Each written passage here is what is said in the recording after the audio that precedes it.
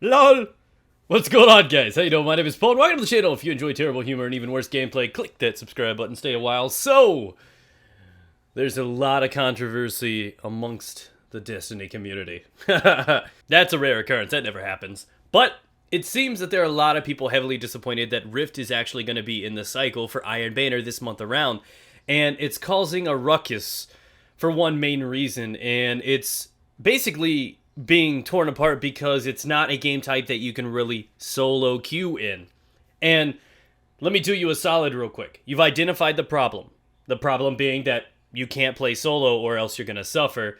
You know the solution being bring some friends along so you can execute some sweet dunks, get some great communication underway, and have a better chance of succeeding.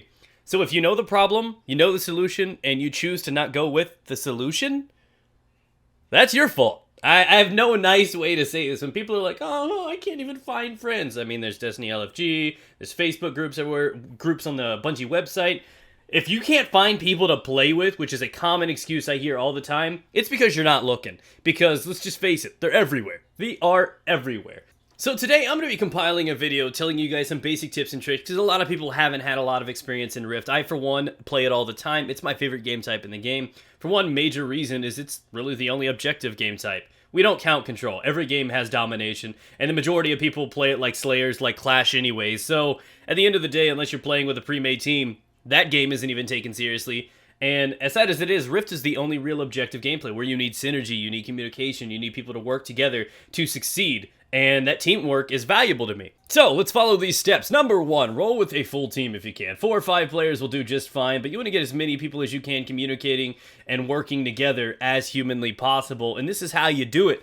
So, that's the best advice I can give you. That's going to make or break games. I mean, if you go, 4 guys in against a full team of 6, that's just that much more communication they have and, kind of chemistry they have together, and that's huge. That's a big factor in a game like this, and that's something you got to keep into consideration, especially seeing as how there's going to be a lot of sweaty teams put together in this Iron Banner trying to go for quick mercy so they can level up quickly, get loot faster. This game type is the easiest game type in the game to get mercies in. Just period.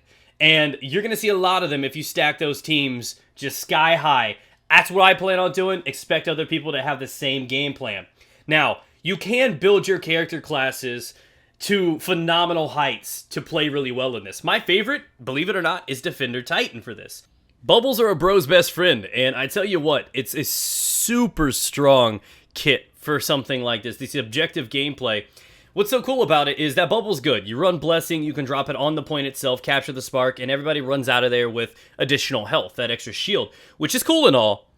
But what's worth noting is that you can also use it like at the halfway mark. There's so many times that I know somebody needs to make that final push. They're right there. We know all the guys are camping on the rift themselves. So what you do is you drop a bubble right before they need to run out so that they have that extra shield, that extra bit of tankiness when they make that dive. That's a great strategy. So the bubble is very useful. Not to mention the suppressor grenades when you're fighting around the spark spawn is going to be good to shut down mobility and everything like that. So I mean, suppressor grenades combined with the bubble, the mobility that's already there, and you can enhance it with the beautiful Titan exotic that is the Twilight Garrison. And what's so cool about the Twilight Garrison is not only is it a cool thing to have when you're trying to cut corners and do things while you're running as the Spark Rudder, but it's really, really good as a Defender Titan too. It's got additional value that not a lot of people take into consideration because, most people that shut down Bubble Titans are usually Nova Bombs and Fist of Havocs. So when you see that Titan running at you or you see that Nova Bomb coming at you, you jump and dash to safety. It's so easy to get out of your own bubble and save your life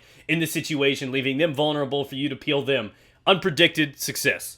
Super good strategy. Like I said, the kit, the armor, incredible. You equip Mida for increased movement speed. The great magazine capacity means you're not going to stop to reload when you're actually escorting that Spark Runner. Lots of great value there too. Mida's probably going to be really, really heavily used. Between that and shotguns, I expect that to be the main go-to for a lot of the more competitive Rift players. For my war bros out there, you gotta want to rock Storm Trance isn't a bad option. That super is dangerous in 6s. May not be the most functional thing with the grenade kit, but for what it has, it's going to clear off that rift. It's going to clear off that spark. It's going to do some things. But I feel like Voidwalker's a better option right there. And he's going in for the dash, and dunked on him. Oh my god, rip their careers. Like I said, the Twilight comes into play. So, like I said, Voidwalker has better utility because the Vortex Grenade is big. You drop that thing right on top of a spark, and people are just going to treat it like it's got cooties. They're not going to go anywhere near it. It's going to be great at zoning them away from that, allowing you guys to push up and locate and lock down the area. It's going to be good for that Nova Bomb in case they're running bubbles, in case you need to take off a couple supers. But one of the most valuable assets for any runner is Blink. Blink is stupid OP. It's teleporting at its finest. So literally you can go from the floor to in the rift, and there's just not really many ways you can defend it unless you just completely bombard the area they're coming from with grenades, and you know, you can't really fight that well. And that's again another reason why something like Arcblade may not be the worst idea either. I personally recommend Gunslinger. Not only is it great at shutting down a few people on the Rift or the Spark, the Trip Mine grenades do a great job at zoning, and it has extreme value for that, so use those spines, man. The right exotic can mean a lot. Like I said, the Garrison is so essential when running inside a Rift as a Titan, so you rock out the Mighty, you got that mobility there, you got the lethality there, easily, comfortably able to kill 3 people per mag without having to reload and slow down. It's got a lot of utility. You get the right subclass, you get teammates working together and communicating. Rift can be a whole lot of fun. Like I said, it's kind of like a sport with guns. It's beautiful that way. Can you imagine like a fantasy league? The ceiling is high for Rift. The potential's there, and a lot of people just are discouraged to play it, and it's generally because you're probably playing solo and you get stomped if you're not really treating it like you should be. So at the end of the day, I want to thank you guys for watching the video. If you did enjoy, feel free to subscribe, stay tuned, leave a like, and if you guys are looking for people to play with, like I said, swing by a live stream. I will be streaming this all week long. You guys are more than welcome to come join and play, or even use the Twitch chat as a live opportunity to meet other people and play with them on your platform. So, you know, that's always open. Have a great day, guys. I'll see you around sometime.